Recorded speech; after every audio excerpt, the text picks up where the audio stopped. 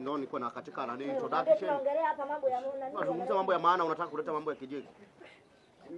Sasa maoni yako?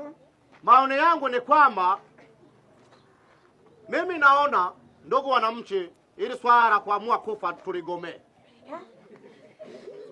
Bora tugome kufa. Jamani kwa kweli. Kama wenyewe, yani mimi na hapo wewe mkiwa zungumza mwenyekiti, niache nizungumze. Niache nizungumze nimalize mada. Hauna kuongea haya na yamepita kwenye maadili. Kuna mtu anaweza kaamua kufa. Maisha haya ya kuamua kufa. Utawala huu 2020 huu. Uongozi unavyofanya mtu anaamua kufa kweli muda huu. Acha dharau. Nyosha mada.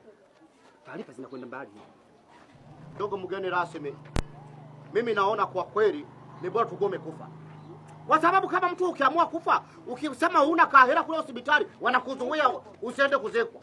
Ndio wakati wewe kule una mipango mingi, unataka uwai, umeona bana, uwai nafasi. Mtu anakuzuia huko.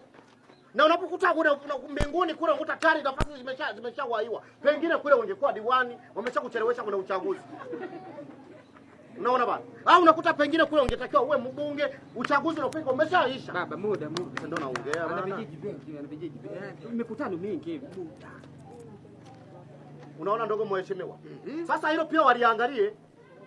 Kwa sababu kuna wakati mtu anapoamua kufa, kashaona sasa tafanyeje. Na mtu alikuwa ameokoka, anawahi kwenda kula matunda ya Bwana.